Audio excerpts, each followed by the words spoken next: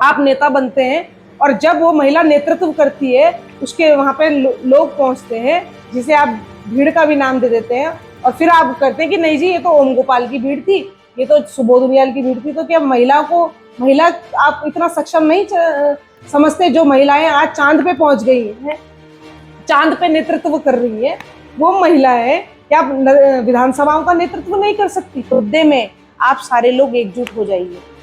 मुद्दे में आप ये मत देखिए ये कांग्रेस का है, ये भाजपा का, ये दलगत राजनीति से उठ के हमको इस लड़ाई को लड़ना पड़ेगा। पुष्पा रावत ऐसा तो नहीं है कि अपनी राजनीति चमकाने का कार्य कर रही थी कि प्रधान के समय पे मेरे पास तो टाइम ही नहीं है, तो ना प्रधानी के बाद ही इन चीजों को किया जाए। और अगर जिस गांव में आपने आज तक जल पहुंचाने में कामयाब नहीं हुए, तो आप ये बताइए कि आपने तो वहां हत्या कर दी ना। क्योंकि मैं सुबोध उनियाल जी से बोलना चाहती हूँ कि आप कैबिनेट भारत के मंत्री नहीं, आप स्टेट के कैबिनेट के मंत्री हैं, और आप ये बोल रहे हैं कि आपने पानी पहुंचाने का काम कर रहे हैं। आप ये तो भारत सरकार की स्कीम है। अंततः हुआ क्या, किन किन बिंदुओं पे आपने अपनी बात रखी थी और किन को स्वीकार कर दिया गया और आगे क्या होने वाला, उन पर बात करते हैं। इस बिंदु पे उत्तराखंड में किताबों में और हिंदी काव्य किताबों में हमने महिलाओं की कहानियां तो बहुत सुनी। हमने सुना है कि कैसे रानी लक्ष्मीबाई यानी कि झांसी की रानी 4 फीट से भी ऊपर की तलवार लेकर कई किलो से तलवार को लेकर कई युद्ध लड़े और जीते भी। हम बात करते हैं गौरा देवी के बारे में और उनकी कहानी सुनते हैं कि किस तरीके से चिपको आंदोलन उन्होंने किया और अपने जंगल को बचाया। हम बात करते हैं तीलू रौतेली के बारे में कि 15 साल की उम्र में उस बच्ची ने किस तरीके से आने वाले 7 से 8 साल तक कई राजाओं से युद्ध किया और जीते भी। ऐसी एक महिला हमारे साथ मौजूद है। कई दिनों से मैं इनको दिखाने का भी आपके सामने प्रयास कर रहा हूँ और देख भी रहे हैं कि किस तरीके से जल जीवन मिशन का पूर्ण रूप से जो घोटाला था उसको पब्लिक के सामने लाना और उसके बाद उसको पटल पर फिर से वापस करवा देना। हम कहते हैं ना कि एक महिला सब पर भारी, तो ये जो महिला है वो सब पर ऐसे भारी हो गई कि आप पूछने वाली बात है। साथ में मेरे इस वक्त पुष्पा रावत मौजूद हैं, पूर्व नरेंद्रनगर विधानसभा की विधायक प्रत्याशी मेरे साथ इस वक्त मौजूद है। सबसे पहले मैं आपका स्वागत करता हूँ। बहुत बहुत धन्यवाद आपका।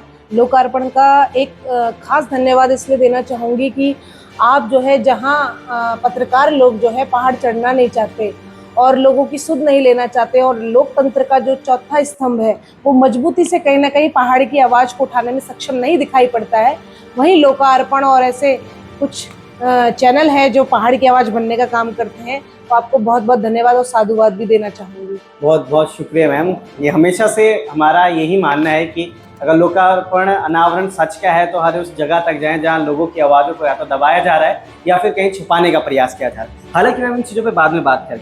बात करते हैं कि पुष्पा रावत ने 5 अप्रैल को धरना शुरू किया, अपनी भूख हड़ताल शुरू करते। इससे पहले कई आह्वान किए गए। 5 तारीख को ही क्यों पुष्पा रावत के दिमाग में आता है कि भाई ऐसे तो काम नहीं बनने वाला है, उंगली टेढ़ी करनी पड़ेगी और उसके लिए मुझे भूख हड़ताल करना पड़ेगा?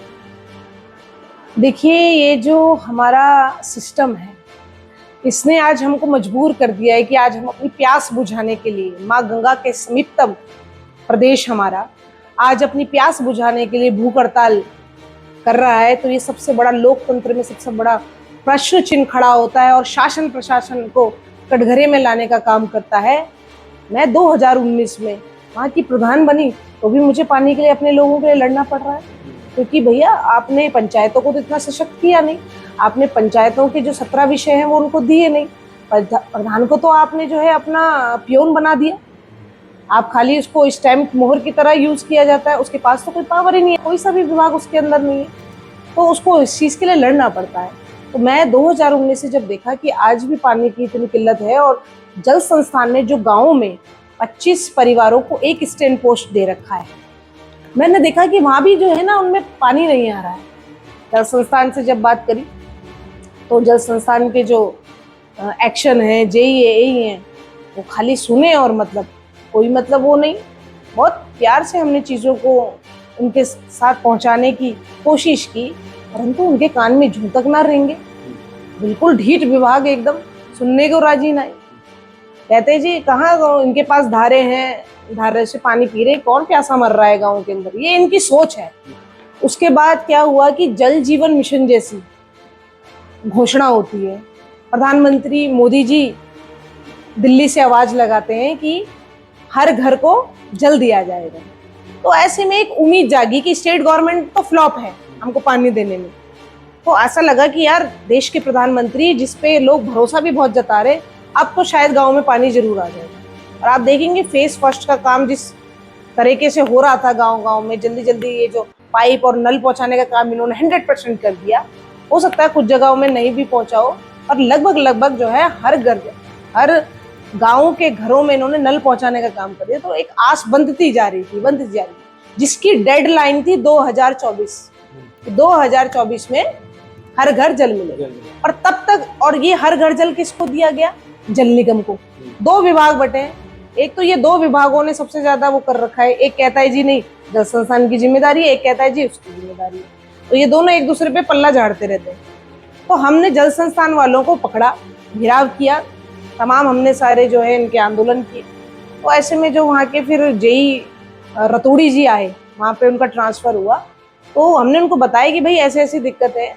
तो उन्होंने बताया कि तो 35 साल पुरानी योजना है, तो ये तो फटे कपड़े की तरह है मैडम। कहते, वो बोलने लगे कि मैडम ये तो फटे कपड़े की तरह ये योजना है, कितना सिलेंगे।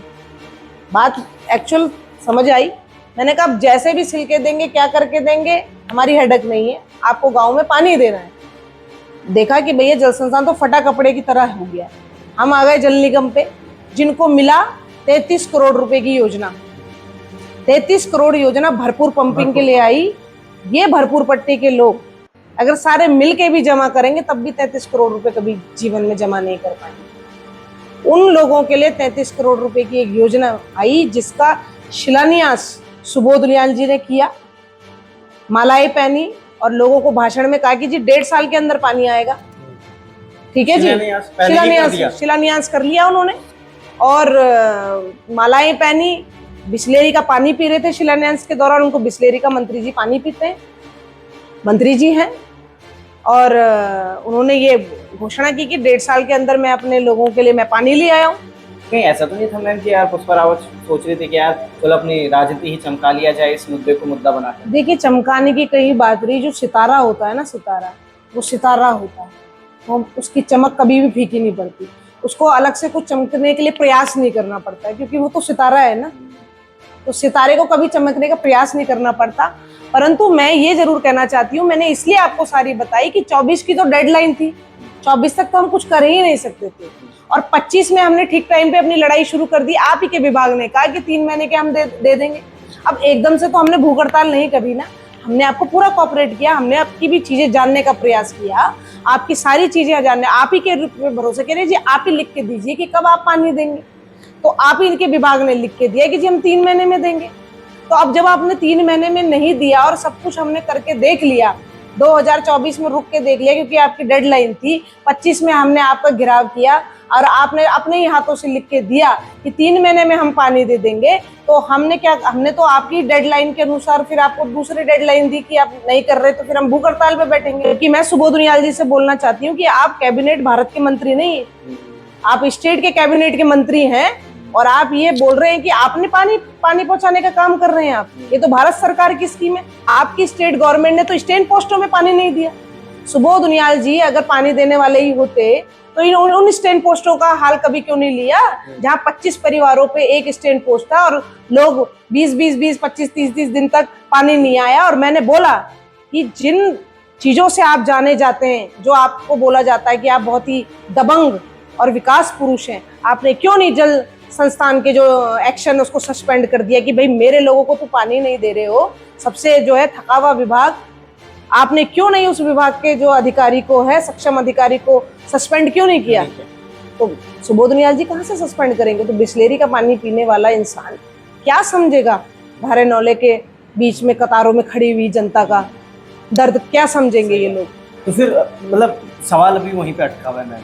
ये तमाम चीज़ें 2019 से लेके 2024 के बीच में जितना भी आपने 5 सालों में देखा था कि जल जीवन मिशन का जो भी चल रहा था, 19 में इसकी घोषणा होती है, 24 में पूर्ण करने की बात होती है। उत्तराखंड के हर गांव में, हर एक ग्राम के अंदर एक नल और उस पर जल देने का पूरा प्रयास किया जा रहा था। मगर जब ये सारी चीज़ें नहीं होती है तो भूख हड़ताल का दिमाग में आ जाना कि भूख हड़ताल से ही सब कुछ होगा, क्योंकि उसके बाद उस पर तमाम आश्वासन हो गए हैं, किन किन पॉइंट्स पे आपने बात करी उन पर भी बात करेंगे, मगर भूख हड़ताल का क्या सोच में आया कि भाई इतने, क्योंकि आप लड़ी तो रहे थे ये सारी चीजों की, भूख हड़ताल ही क्यों? देखिए, हमने पत्राचार किया, हमने एक दिन का घेराव किया, हमने राष्ट्रीय राजमार्ग भी जाम कर लिया, सब कुछ करके देख लिया। सरकार शासन प्रशासन के कानों में जू नहीं रेंग रही थी। आप ही बताइए और वो लोग बताए जो ये कह रहे हैं कि हम राजनीति करें, आखिर ऐसा क्या रह गया था जो हम करते? लास्ट में आके इस लोकतंत्र में क्या ही रह जाता है? भूख हड़ताल। लास्ट ऑप्शन हम पे यही रह गया था कि वैसे तो नहीं, प्यासे तो तुम मार ही रहे हो, क्यों ना हम फिर भूख हड़ताल करें, हम भूख से मर जाए, तब तो शायद क्रांति आए, तब तो जब कोई एक आधा मरेगा तब तो सरकार चेताने की काम करेगी। तो आपने सोचा कि चलो एक आधे के जगह पे वो एक मैं ही बन जाती हूँ, और फिर आपने सीधा चीज़ें कर दी। मगर मैम, भूख हड़ताल शुरू हुई, 5 दिन लगातार आप भूख हड़ताल पे बैठे रहे, तमाम वहाँ पे अधिकारी आए, उन्होंने भी आपसे कई बातें की, मगर उन सभी के बीच एक सवाल बड़े ही तेजी से वायरल होता हुआ नजर आ रहा था कि पुष्पा रावत ये जो कार्य कर रही है, पिछले 5 सालों में अपने प्रधान रहने के दौरान उन्होंने भूख हड़ताल क्यों नहीं करी? क्योंकि अगर 24 नजदीक था, उनको पता था 24 में कंप्लीट होने वाली योजना, और तब भी नहीं हुई, तो 24 के अंतराल ही क्यों नहीं किया था? फिर दूसरा कि 25 आ गया और फिर से वापस से चुनाव आने वाले हैं। कहीं पुष्पा रावत ऐसा तो नहीं है कि अपनी राजनीति चमकाने का कार्य कर रही थी कि प्रधान के समय पे मेरे पास तो टाइम ही नहीं है, तो ना प्रधानी के बाद ही इन चीजों को किया जाए? आप ही बताइए कि इस लोकतंत्र में क्या नहीं होगा, और आप राजनीति की बात कर रहे हैं। ऐसी कौन सी चीज है जो राजनीति से नहीं चल रही है? आप बताइए। आप लोग, आपने जो सत्ता में जिनको विराजमान किया है, जो ये स्कीम लेके आए, ये कहाँ से आए? ये कौन है? ये राजनीति के लोग हैं ना, नेता लोग ही है ना, जिसको लोकतंत्र में डेमोक्रेसी के तहत हमने नेता बनाया, बम्पर वोटों से जिताया। वही लोग तो कह रहे हैं ना, तब उस पे ये सवाल क्यों नहीं खड़ा किया कि सुबोध उनियाल अपनी राजनीति चमका रहे थे जब उन्होंने पानी नहीं दिया और शिलान्यास, तब ये लोग कहाँ गए थे? उन्होंने ये सवाल क्यों नहीं खड़ा करे कि मंत्री जी क्या लोकसभा का, सांसद का चुनाव लड़ने के लिए अपनी राजनीति चमका रहे थे? भरपूर पंपिंग योजना में जब वो लोग शिलान्यास कर रहे थे और बिस्लेरी का पानी पी रहे थे और अपने भाषणों में कह रहे थे कि 1.5 साल में आपको पानी, उस सुबोध उनियाल जी को क्यों नहीं पकड़ने का काम करते ये लोग? क्यों? क्योंकि उसकी चाटुकारिता करना जानते हैं, उससे ठेके लेने जानते हैं, इसलिए उसके सामने इनकी जबान नहीं खुलती है। और एक आदमी जो तुम्हारे बीच का है और जो तुम्हारे चीजों को समझ रहा है और मूलभूत अपने अधिकारों को जानता है और ये समझता है कि पानी इतनी जरूरी चीज है, तो इसमें अगर आपको राजनीति दिख रही है तो ठीक है, मैं तो लोक नीति करने में विश्वास रखती हूँ। 2022 में पुष्पा रावत विधानसभा में चुनाव लड़ती है, कई लोगों के बीच जाना, चुनाव का रिजल्ट आने के बाद ही पुष्पा रावत धरातल से गायब होती हुई नजर आ रही। उसके बाद फिर अब भी लोगों ने तब भी ये चीजें उठाई कि 2022 में तो पुष्पा रावत की जो हार हुई है, उस हार को रिकवर करने के लिए पुष्पा रावत अब फिर से इस चीज को करने वाले, क्योंकि 27 नजदीक है, 27 में चुनाव फिर है, पुष्पा रावत 2022 की तरह फिर विधायकी लड़ेंगे, और ये जो अगर ये मुद्दा है इसको उठाती है तो लोगों के दिलों में आना और अपने वोट बैंक को स्ट्रॉन्ग कर देना। तो कहीं ऐसा तो नहीं कि पुष्पा रावत 2027 की तैयारी कर रही है? तो क्या बुराई है? इस लोकतंत्र ने मुझे अधिकार दिया है चुनाव लड़ने का, और मैं मुद्दों पर राजनीति कर रही हूँ। अगर कहीं पे वाटर क्राइसिस है और पानी एक बहुत बड़ा मुद्दा है, तो मैं एक नेता होने के नाते क्यों मैं ना उस पर बात करूं? और मैं तो ये तो लोक नीति कर रही हूँ। अगर किसी को इसमें राजनीति दिखाई दे रही है तो ठीक है, वो राजनीति देखे। और मेरे को गर्व है कि मैं मुद्दे की राजनीति कर रही हूँ, और जब तक जिंदा रहूंगी मुद्दे की राजनीति करूंगी, जनता के लिए लड़ूंगी, और ये लोकतंत्र मुझे अधिकार देता है। ये आपके ऊपर है कि आपको अगर ये लगता है कि मैं राजनीति के लिए कर रही हूँ या चमकने के लिए कर रही हूँ, 27 के लिए कर रही हूँ, ये आप सोच सकते हैं। आप भी करिए ना, आप भी करिए, वो लोग भी करिए ना। वो लोग क्यों नहीं कर रहे? वो भी तो किसी ना किसी नेता के पक्षधर होंगे, या वो भी ना कोई राजनीति कर रहे होंगे। वो क्यों नहीं कर रहे? या तो वो फ्रंट पे आके बोले कि पानी क्राइसिस ही नहीं है, पानी एक मुद्दा ही नहीं है, पानी की किसी को जरूरत ही नहीं है। या तो वो ये लोग बोले क्या जो मेरे साथ जनता खड़ी थी अंकित, ये लोग ये बताएं कि क्या वो पैसों की भीड़ में थी? आपने एक महिला को सुना होगा बमाणा गांव से, मैं एक दिन, और आप भी वहां पे पहुंचे थे क्योंकि आप जनता के पत्रकार हैं, इसलिए मैं आपको बार बार कहती हूँ कि आपने जनता की आवाज को उठाने का काम किया है, और आप भी लोकतंत्र के चौथे स्तंभ है। कल को आप पे भी सवाल खड़े दागे जाएंगे कि आप पत्रकार भी क्या राजनीति कर रहे हैं? पत्रकार जा जाके वहां पे लोगों के मुंह पे माइक लगा के पूछ रहे हैं, और जब ये बोला जा रहा है कि पानी नहीं है तो क्या वो पत्रकार बिकाऊ है? क्या वो जनता खरीदी गई है जो वहाँ पे ये बोल रही है कि पानी नहीं है? और आपने देखा होगा कि वो जनता आके वहाँ पे जब 5 तारीख को मैं भूख हड़ताल का ऐलान करती हूँ, भूख हड़ताल पे बैठती हूँ, तो वो जनता कहती है कि मैं यहाँ पर पुष्पा रावत मेरे बमाणा में गई थी और हम लोग आए। बमाणा कहाँ रह गया? सोचो, वो बमाणा से जीरो बैंड तक अपना किराया वाहन करके लाई थी, वो भीड़ में नहीं लाई गई। पुष्पा रावत ने उनके लिए बुकिंग नहीं करी थी। वाकई वो मुद्दा था। ना तो पुष्पा इतनी बड़ी नेता है, इतनी बड़ी नेता नहीं है, ना तो कि वो उनके कहने पे जो है आ जाए।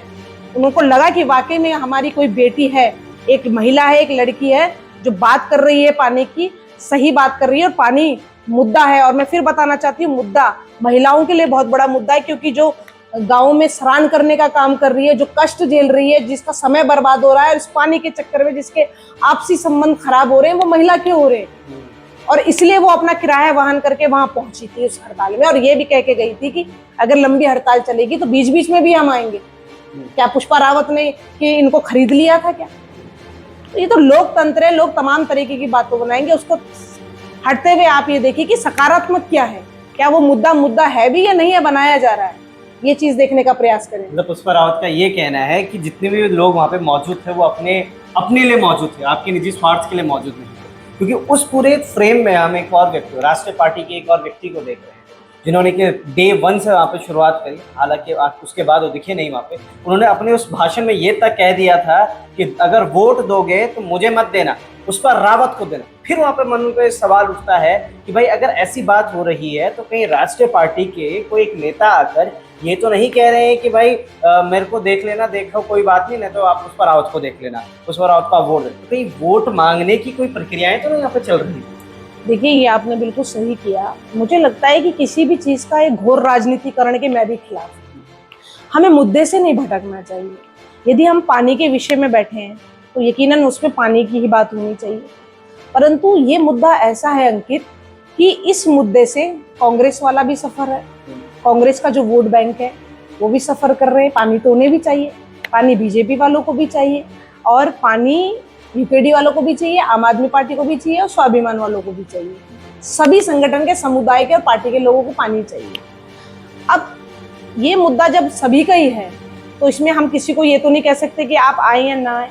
ये आप भी जनता के प्रतिनिधि हैं, आप भी जनता की पैरवी कर रहे हैं, लड़ाई लड़ते हैं, चुनाव लड़ते हैं।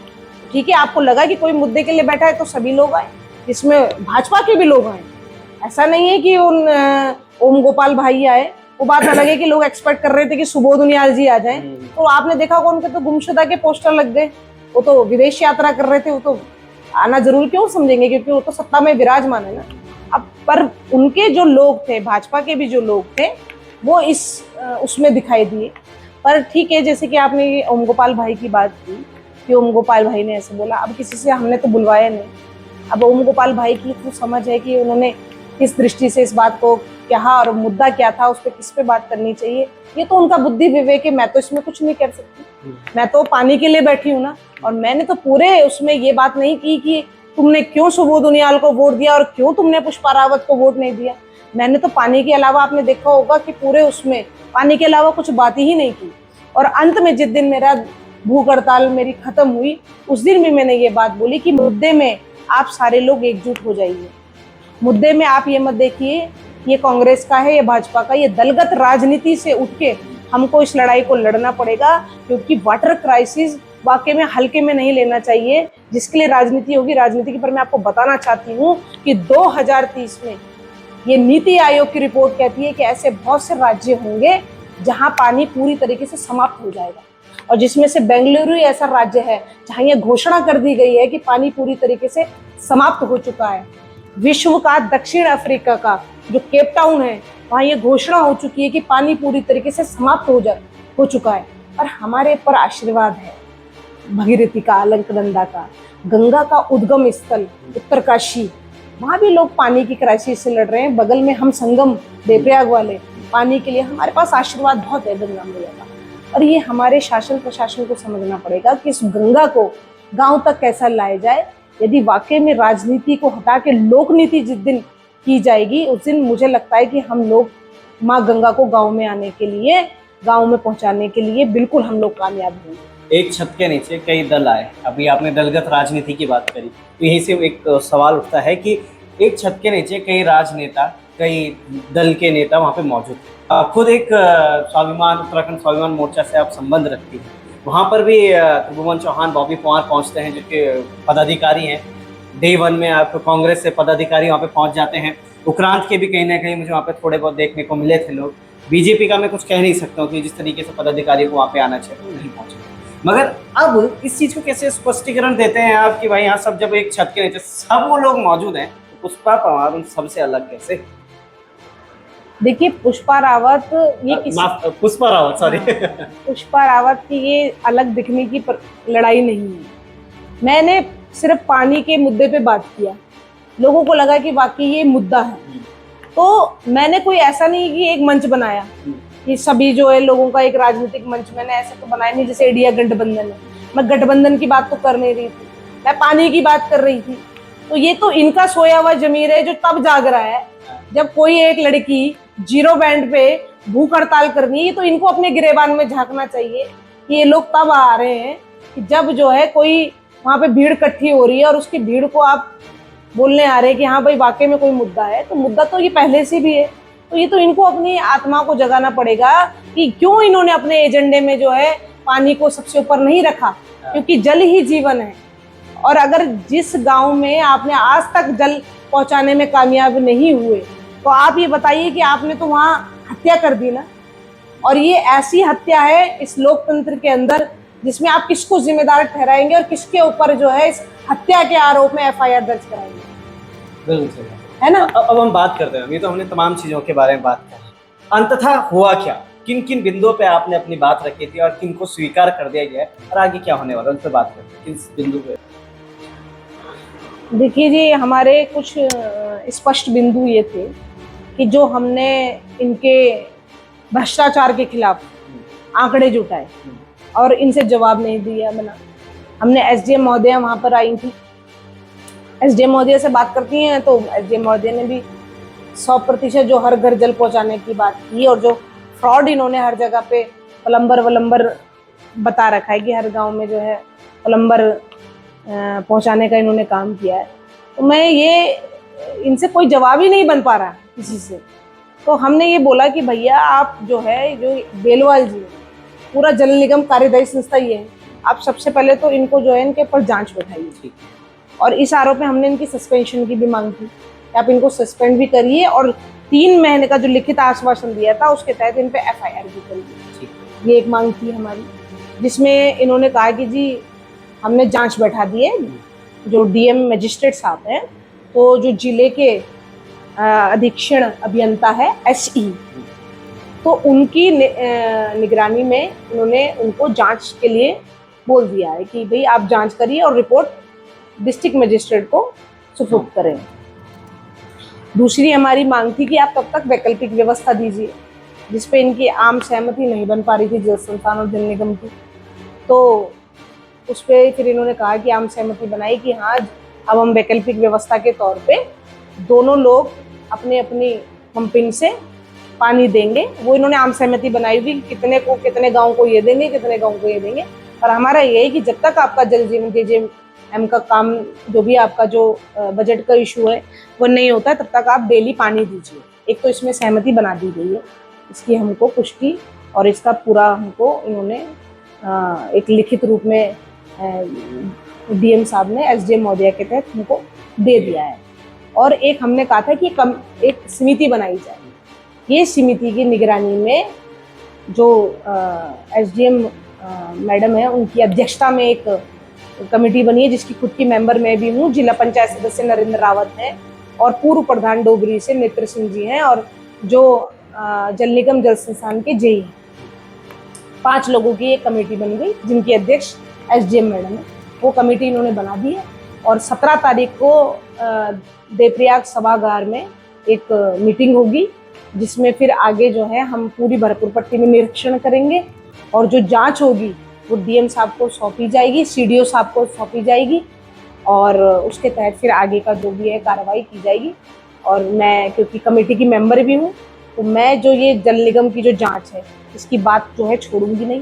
ये 33 करोड़ रुपए का जो घोटाला है, इसकी बात मैं जो है ना आखिरी दम तक करती रहूंगी कि आखिर 33 करोड़ रुपए गए कहाँ, और आपने क्यों जेजीएम की वेबसाइट में 100% हर घर जल देने का जो आपका फ्रॉड स्टेटस है, इसको एक्सपोज जो करने का हमने काम किया है, इस पर क्या कार्रवाई होगी, इस बात को मैं जो है उठाती रहूंगी। और ये बराबर लगातार मैं इस काम को जो है एक समिति की मेंबर होने के नाते कहती रहूंगी।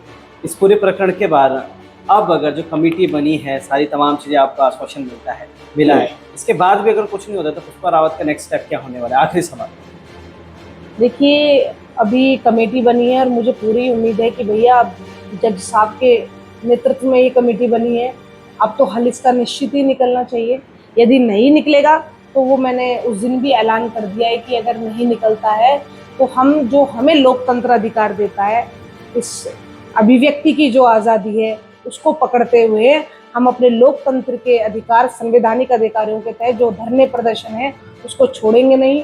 अभी भूख हड़ताल करिए, महाभूख हड़ताल करेंगे। एक पुष्पा रावत भूख हड़ताल पर बैठी थी, सैकड़ों लोग भूख हड़ताल पर बैठेंगे और राष्ट्रीय राजमार्ग चक्का जाम करने का काम करेंगे, देहरादून घिराव करने का काम करेंगे, मंत्री सुबोध उनियाल जी का घर का घिराव करने का काम करेंगे। हम कुछ कमी नहीं छोड़ेंगे अपनी तरफ से। अब तो वही वाली बात है कि जब तक आपको तोड़ेंगे नहीं तब तक आपको छोड़ेंगे नहीं।